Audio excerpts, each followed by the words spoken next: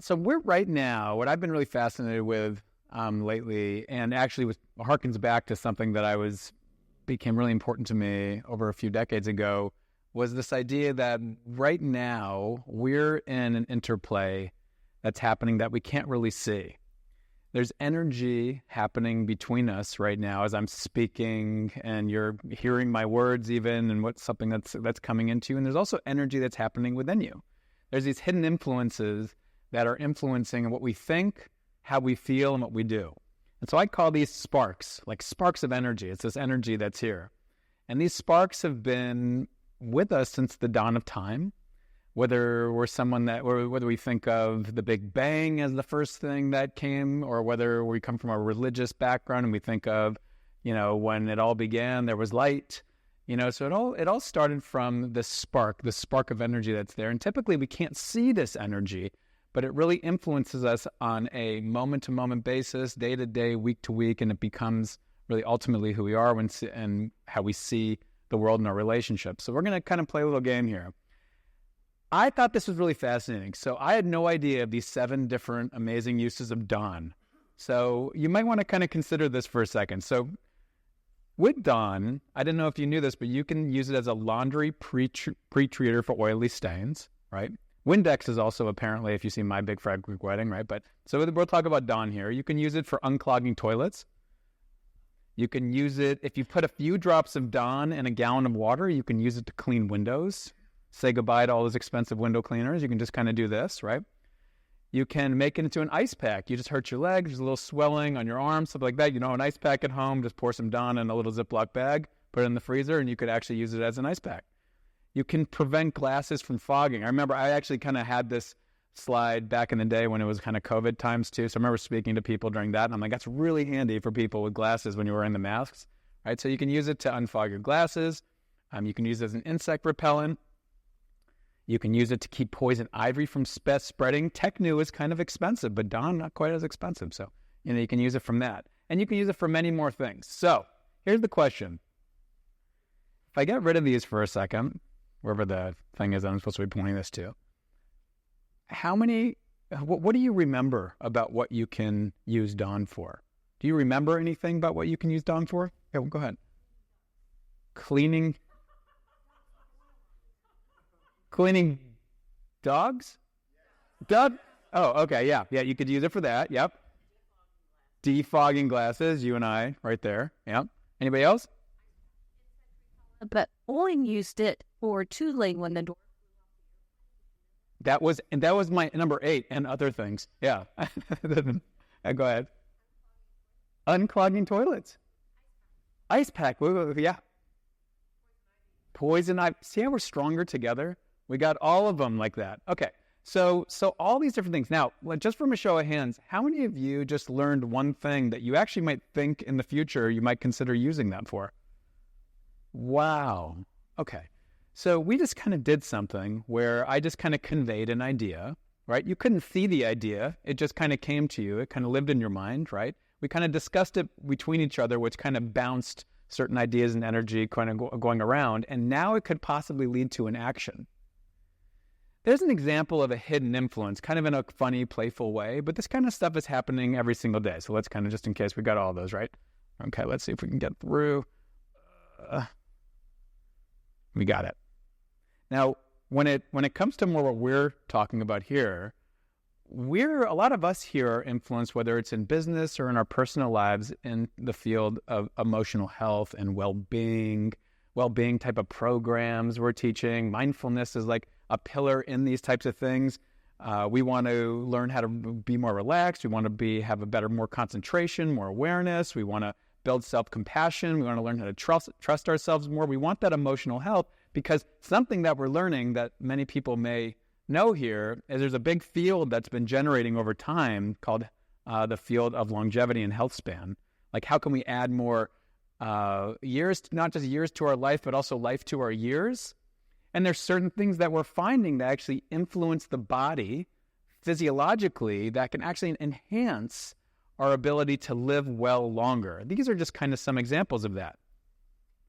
But there's a problem. And the problem is, if education in mental health, resiliency, and well-being is more accessible than ever, more accessible than ever. It really is. How come more people than ever are struggling? That's kind of weird, right? More accessible than ever, yet it seems like when we look at the graphs, they're all struggling. I'll show you this in a minute. We have so many different options now. There's more therapists than there's ever been in history, right? We have different apps. There's more apps than there's ever been in history with different kind of modules and things that you can do. There's tons of self-learning online courses. You got podcasts galore. I'm about to jump in the fire of that and begin my own of that too. There's books, right? We have so many of these things. But look at these statistics. You know those like massive learning programs. Columbia University's teachers in their college study, they show that for those programs, these massive online educational programs, has a completion rate of 15% or less. And if you look at a 2019 study in MIT, they show that the dropout rate is 96% in their courses that they're putting out there. It's the highest dropout rate has not improved in over 6 years. That was from 2019. That hasn't really changed. Now look at this. Now look at it from more of an emotional health, mental health perspective. You see an enormous amount of adults in the United States struggling with depressive and anxiety disorders. It's more on the younger end, but that's where we need to have a big focus right now. But it's also just throughout the lifespan. You're seeing a huge rate. So if you look at it, if you want to know where you live right now, the darker areas are the more difficult places that have more of the higher rates of anxiety and depression. Texas seems to be like really there right now. And, Minnesota is great for many months of the year. Now, this is a 2001 statistic, right? 4.5 to some of you from there, $4.5 trillion market for the wellness industry. That was 2001. 2021, sorry. 2027, it's projected to be how much? Anybody have an idea?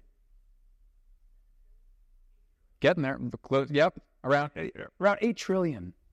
$8 trillion. Now, if we're seeing the wellness economy grow and we're seeing anxiety and depressive disorders grow, and so will the $8 trillion will help us? That's the question. If it continues to be doing the same things that we're doing right now, I don't know. Sometimes we want to look at our history and see, is it working, right? And so we have teachings, we have tools, we have experiences, and there's a gap in our ultimate efficacy. There's something missing. We just have to kind of name it. Just look at the data, look at the statistics. There's something missing. So that's me. I'm Dr. Elisha Goldstein. I love miniature donkeys. Okay. So here I am. This is me. I'm younger, right? I'm like, I don't know, about 6, 7 years old, something like that. I liked to play baseball at the time. My parents just recently got divorced. I was kind of an angry kid. I didn't know how to like talk about it. I didn't have a lot of emotional awareness. I didn't have like an emotional education that some kids are getting now in social and emotional learning in schools. That's why I do think actually mindfulness doesn't get a good enough rap in the school system. I think where it was really impactful, and mindful schools isn't really around as much anymore, but where it was really impactful was in helping kids name their emotions and become more aware of their emotions and communicate their emotions. I thought that was huge. I wish I would have had that at that age, but nevertheless, there I was. And I grew up and I learned to kind of deal with it in my own way. I went to San Francisco. I went into sales. I started managing sales teams. I was really good at what I did at the time. And I was so good that I thought I could juggle a few things. So not only was I working really hard and being successful, but I was playing a whole lot harder, abusing drugs and alcohol in just a massive way. And, I went away. I got invited. I'll say my stepmom kind of invited me into the idea of saying, like, maybe you should go away for a little while and, like, leave this world for a little bit. It doesn't seem to have a good influence on you. Maybe you should go away, and why don't you go do this retreat in Southern California and just see how that lands on you. So I went away. I decided, okay, I'll try it for a day. I go away to this retreat. Within, like, a few days, I wasn't sure I wanted to be there, but, like, after a few days, I started to feel a little more comfortable, and it wasn't a pure meditation retreat. It was, like, this kind of young adult retreat center type of experience, and it wasn't, like, a rehab, but it felt like that to me. And within a few days, I kind of didn't have these cravings and urges anymore. It was really weird. They didn't like live on me. I started becoming more interested, and I spoke with this guy, and he started tuning me into the science of interconnection and how things are connected around us, whether it's nature and people, and it kind of came from this place, and like here we are now. And I started kind of seeing things that way. And all of a sudden, I started feeling something I hadn't felt in a very long time, if ever. I started feeling this other emotion called contentment. I started feeling really content. I was feeling into this interconnection, these things around me, and I started feeling really content. That wasn't happy. Happy is a different type of emotion, right? I was just content, and it felt really, really good. Another thing you don't know about me necessarily is that when I was growing up, I grew up in a Jewish household. My mom converted to Judaism before she met my dad. After they got divorced, she kind of went back to Christianity. It was very confusing for me. Brought me to church on Christmas, and I was like, well, what is this? And but it got me interested in learning different types of religions. I became interested in both Judaism. I became interested in Christianity. It later turned me on to, I was interested and curious about Buddhism. I went to graduate school. I took a course in Sufism. I was like, oh, this stuff's really cool. So what I was starting to learn was, these are the most successful organizations on the planet. How long have they been around for? Right? And they keep getting people. They're so successful. I started looking at other organizations that are successful. Alcoholics Anonymous, very successful organization. The military, very successful organization. What do these organizations have in common? They all make use of community. They do a really great job with community. And what community allows is a certain type of influence that we're not aware of. They also are connected to something greater. They have a connection to something greater than themselves, every single one of these, right? But there's this, which is again connection, but they support people in adhering to certain practices. You want to make strides with your emotional health? Well, how cool would it be if you had people around you who were supporting that similar type of ideal and you felt a great sense of connection with them? I always say, like, yeah, well, people go, I have such a hard time with meditation practice. I said, well, listen, if you were like in a monastery somewhere and everyone was doing it, would you think you would do it? And they said, yeah, I would do that. I said, yeah, it's not you, it's the environment that you're in. So we start to look at this. Now, take a moment. Okay, she wasn't supposed to show up, but there she is. Behind her, who do you think, who can identify, who can identify the mentors behind Oprah right now? Who? Thich Nhat Hanh, no. That's her dad on the top. I can't seem to get her rid of her, so, okay. Who do you think that, and that's Jeffrey Jacobs on the bottom. He was the guy that gave her the idea for Harpo Productions. Both of them helped her believe in herself. She says, and she credits to this day, she goes, I would never be where I am today if not for these two people, right? And because there's some level of mentorship that she had there. Now, who's this guy in the bottom right? Anybody? He was this person's influence. This guy, Max Talmud. What Max Talmud did every day, once a week, was sat with Albert Einstein and talked with him about math. He talked about math and physics every day, every week growing up. They would have a date together and do that. That influence supported Einstein's interest in math, and you can imagine the ripple effects that have gone through all of us at this point as a result of that. On the top right, any ideas now? George Martin, oftentimes called the fifth Beatle,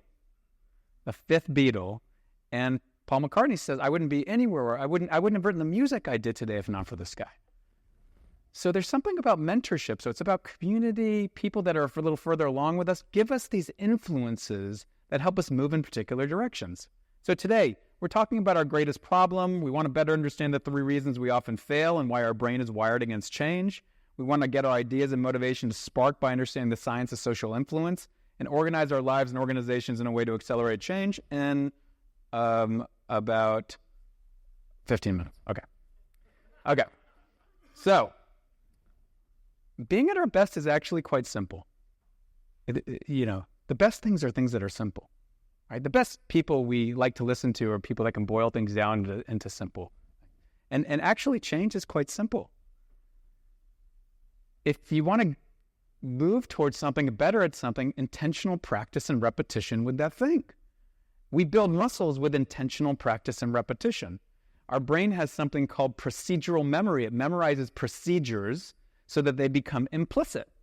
Right? Good for positive things and negative things, right? It's not all positive, right? Positive things and negative things. So It's quite simple. If we want to get better, let's say at emotional health, at helping the people we work with, let's say as an example, reduce their stress and also like be more excited about what they do and more engaged in their life and maybe actually reduce healthcare costs. Some of these, we know some of the recipes that help us do this. I mean, I don't know how many books there are.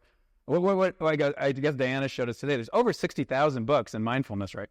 So that Amazon has. So, there's hundreds of thousands of books, many of them with pretty good recipes for how to live well. I mean, but the hard part is really the adherence. The key to optimizing our mind, body, and relationships is just regular practice over time. But that's really not easy to do, right? As we always say in the field of mindfulness, right? Simple, but not easy, right? And this points to it. So Helen Keller said, when one door of happiness closes, another opens, but often we look so long at the closed door that we do not see the one which is open for us. That's speaking to the negativity bias, right? Speaking to the idea that when something negative happens in our life, we spend time with that. We're kind of wired to ruminate on it, dwell on it, not necessarily positive ways and helpful ways, but we kind of move in that we don't see, there's other opportunities, other things around us, but we aren't influenced to see them. Commitment's hard. This is really how the change journey looks, right? We get excited about something. I run an emotional health coaching program called Uncover the Power Within. And I show people this in the very beginning. I say, look, you're excited right now, right? You're excited to come into this program, get support. You have a goal. You have things you have progress you want to make with your emotional health. You feel like you have low motor, you're overwhelmed, you're stressed. You want to get to a place where you feel more mastery, where you feel there's more flow in life, more ease, more calm, right? More contentment. You're excited, but here's what's going to happen. At some point, something's going to get hard, and it may be tomorrow. And that hard spot is an opportunity. And we're going to teach you how to meet that opportunity in a way where you grow more emotional resilience and ultimately grow more emotional health. And then they'll go up and down and up and down and up and down and up and down, just like this. This is actually, I think, anyone resonate with that kind of growth experience here? Yeah.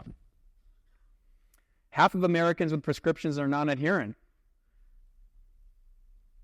Right? This is a statistic that we might be aware of, right? 50% of patients have poor adherence to even prescription meds. Now, some people say, well, they may not pick up their meds. There's different reasons for this, right? But we don't even have a great adherence for things that are life-threatening.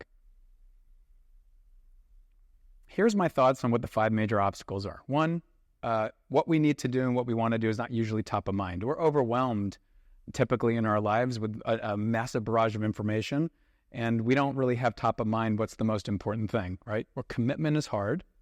We're driven to distraction more than ever. So it's hard to focus on the next best thing, that just one thing that's going to help move that rock forward a little bit. We're plagued by the negativity bias. That's just inherent and implicit in us, more implicit in some than others, but here we are, right? But for today, and probably the most important thing, is we have disconnected and uninspired social connections and influences.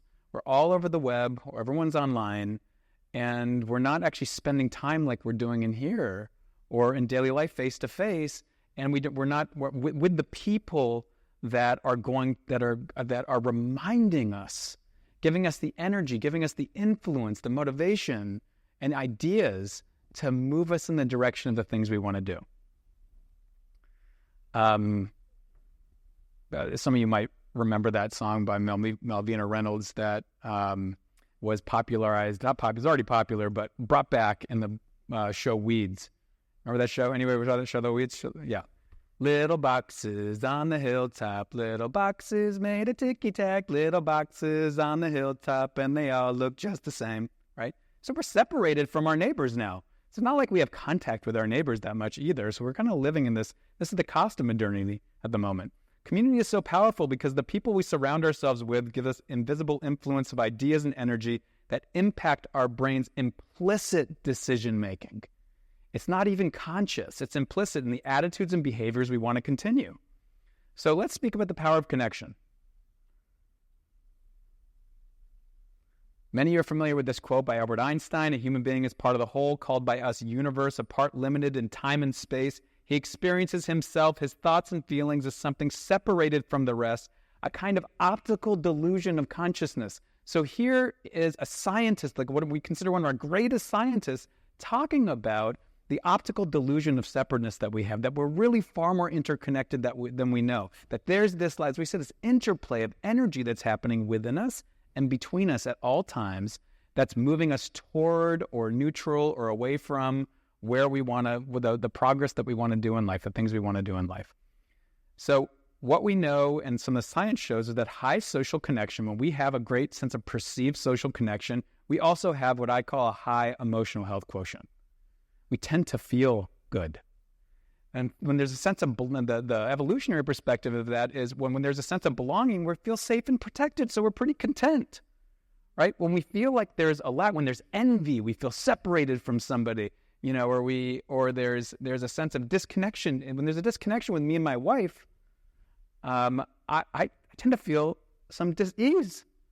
I just don't feel that well in that day. And I just know there's like, okay, we're not really that connected right now. What can we do to, this is something that it's on my mind as something that is one of my things that I'm really focusing on in my life right now, is these relationships and these types of connections and making those stronger.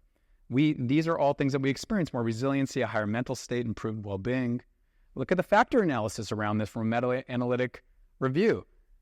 It's more powerful. Our health outcomes are more powerful from our social relationships, our perceived social relationships, than quitting smoking, or than reducing smoking from people who are smoking a lot of cigarettes to less cigarettes.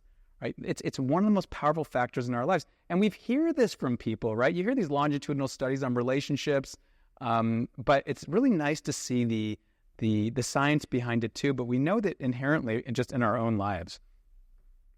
Now I'm blanking on his name, at the University of Virginia. I'll remember when I stop trying to think about it. But anyway, he did a study where he had people look at the slope of a mountain, and he said, what's the valence of that slope? And they're like, okay, it's about this degrees. And then he put a backpack on their back, and the slope was perceived as more steep. And then he had a friend come next to them and stand next to them and said, well, what's the slope of the hill now? And it seemed like much easier, much more easy. And it's the same slope every single time.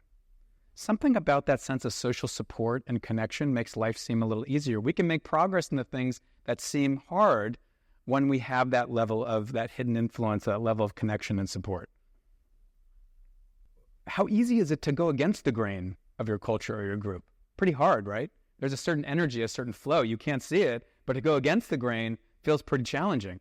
When your group is going in a particular direction, you follow that direction. That's pretty easy. Not a lot of aversion to that. You kind of roll with it, right? It's the same. You have the same idea. I want to screw in this light bulb. Your group's like, and we don't screw in light bulbs. Okay, this other group's like, we screw in light bulbs.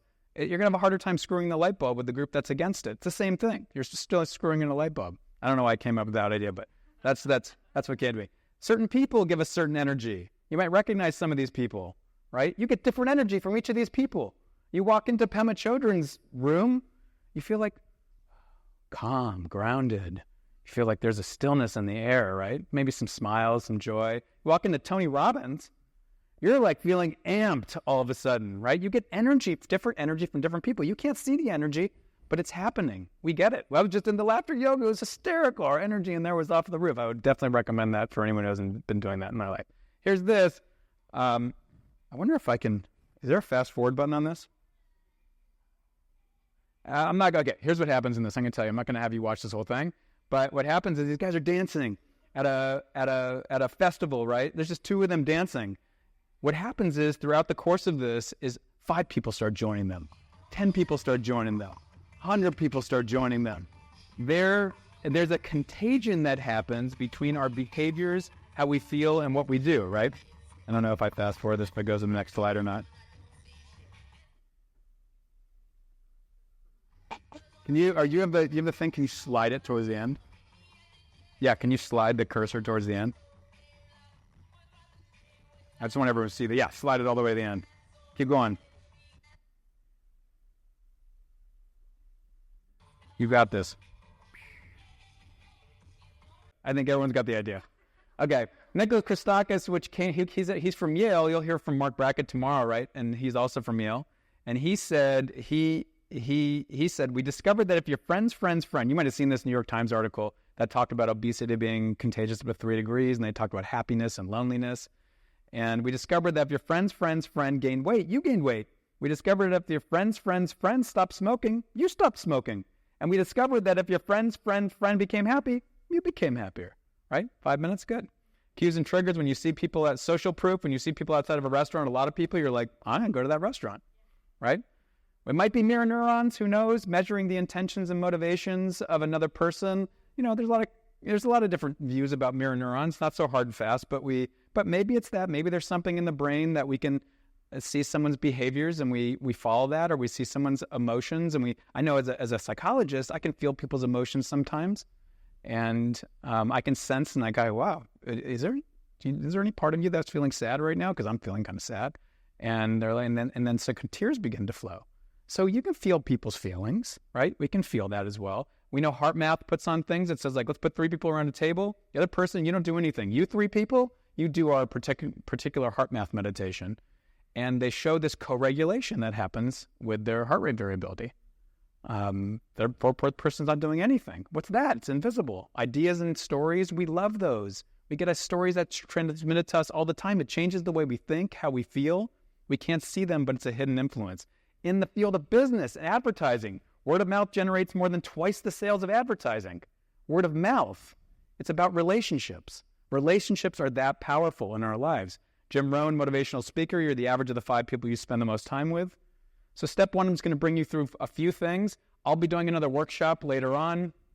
There's other very great speakers that I absolutely recommend you doing their thing. And yeah, so anyway, step 1, first clarity, understand what matters. I want to make sure that, because, you know, if you're here, you've seen me already, like, there's other great speakers, I want to make sure you're going to their stuff. So progress in, what do I want to do? What's my North Star? First, we have to know, what do I want to make progress in? Self-awareness, resilience, empathy. Choose one thing. What's going to move the meter on my emotional health? Communication with my important relationships in my life, healthy relationships, purpose. We want to turn those into verbs. This comes from acceptance commitment therapy, turning values into verbs. We also go deep on it in my coaching program. We also have the professional training program that we run. If anyone is interested in that, Susan Beckman-Reagan is over here. You can talk to her about that. Emotional health, compassion, action. We want to dedicate a moment each day. We just say, what do I want to do? What's one action I can take? And then, as we say, as you've heard before, the proof is in the eating the pudding. See how you feel.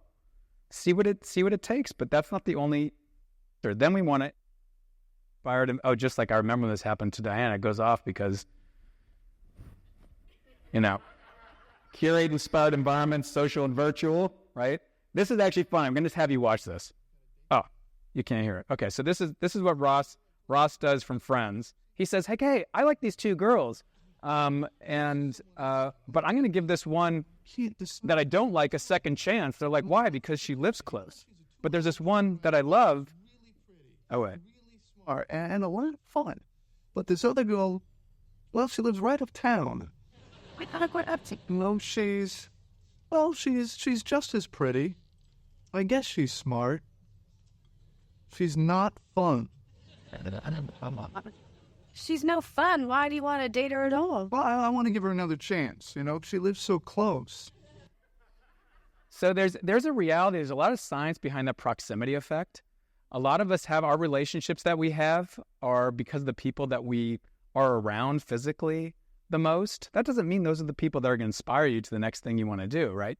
But they're the people that that have the greatest hidden influence on us. When Christakis did his work, 1 degree, 2 degree, 3 degree, the closer the degree, the more influence they have, right? So I'll just leave you with this, right? It's first we want to look and ask questions like, who do you have contact with that supports the progress you'd like to see in your life? Who? Just see if you can identify those people. Who are the people that bring top of mind the ideas and energy towards the progress I'd like to make? Is there someone who's a mentor, a teacher that I respect in this area? Like, we're first just mapping it out. No pressure to go reach out to any of these people or start rearranging your whole social world, right? But we're just kind of allowing ourselves to have some social awareness. And it starts with this type of inquiry. We want to keep it simple. Just increase the time, attention, and proximity with these people. Remember, keeping it simple is the best thing for all of us because we can only handle a few things, right? Increase the time, attention, and proximity with these people. Then We want to curate the environment, connect with the sparks that lift you, make more contact with the people that rate high, these mentors and teacher, find new people and new environments. I mean, there's a lot of them out there, right? We're in one right now. 3:45, I'll be doing that. Then what we'll see is we'll come back, and I'll leave us with this. This was a great study that came out 10 years ago now. I was joking with someone a little bit ago when I have slides like this. I'm like, I used to say like this came out last year, but I'm like, oh, it's 10 years ago now, 11 years ago, right? She did. Bethany Koch and Barbara Fredrickson said, why don't you do 6 weeks of loving kindness? This group journal 6 weeks of loving kindness, and this group like do some other thing. I can't remember exactly what it was. But what they found was the people that came in with high vagal tone, that 10th cranial nerve that connects your brain to your heart, right, is they showed increased positive emotion, increased sense of perceived connection. And this is what created her or enhanced her broaden and build theory, that the spiral now goes up. It led to more positive emotion, higher vagal tone, and there went the upward spiral. That's about having positive relationships with people, that type of experience, right? We're connected in this way. Today's takeaways, although Elisha looked grumpy in that picture, he did catch 3 balls in a row at third base in 1 inning, which was the highlight of his baseball career, right? Change is simple. We're wired to make it difficult. Tools and teachings alone don't create deep integration. There's a gap in how we approach the changes we want to make in our lives. The secret sauce to our emotional health quotient, right, or whether low, moderate, or high in that, and our longevity and fast tracking our progress lies in the reality and science of our invisible influences, our interconnections with each other, and being strategic about it at the same time, right? Simple question: what people spark encouragement or inspiration for the progress I want to make? Design your life around it. A better you, a better world. It's regenerative. Remember Nicholas Christakis' research. Also, James Fowler was part of that research. And remember the ripple effects that you can create across first, second, third degree people around you. I want to give you a gift too, if you're open to it, which is, I'm very interested, and you'll hear again from Mark Brackett tomorrow, around the idea of emotions and the importance of processing emotions. I believe our emotional health and our stress depends on our ability to be able to be more aware and process the emotions that we have. So I have a guide that's 4 ways to process painful emotions. You're welcome just to kind of put your camera up to it and do that, and then you'll be able to get that guide. Of course, you will be going into my newsletter, which you can unsubscribe anytime from that you want. In fact, you can do that immediately if you'd like to, and just have the guide. That's perfectly fine too. Thank you for your patience, because I know I went over like 1 or 2 or 3 minutes, and thank you all very much.